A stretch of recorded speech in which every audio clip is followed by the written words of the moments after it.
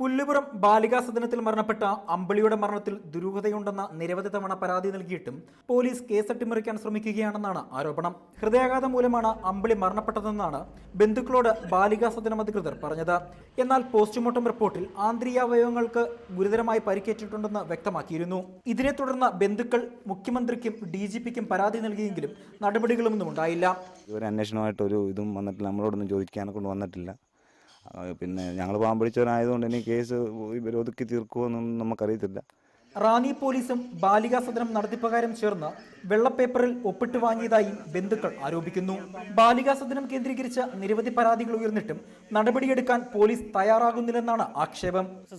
റിപ്പോർട്ടുകൾ പോലും പോലീസ് സ്റ്റേഷനിൽ എത്തിയിട്ടുണ്ടോയെന്ന് അവർ അവിടെ വാങ്ങിച്ചിട്ടുണ്ടോ എന്ന് പോലും അറിയത്തില്ല. അപ്പോൾ അതുകൊണ്ട് അന്നിരുന്ന ഈ പോലീസ് ഉദ്യോഗസ്ഥർക്കും ഇതിനകത്ത് പങ്കുണ്ടായിരുന്നു. അവർ ഈ കേസ് അട്ടിമറിക്കാൻ വേണ്ടി ശ്രമിച്ചിട്ടുണ്ടെന്നുള്ളതാണ് ഞങ്ങളുടെ ഉത്തമ വിശ്വാസം. അതേസമയം ബാലിക സദനം നടത്താനുള്ള യാതൊരുവിധ ലൈസൻസും സ്ഥാപനത്തിലിരുന്നാണ് നാട്ടുകാർ ആരോപിക്കുന്നത്. റിപ്പോർട്ടർ, പത്തനംതിട്ട.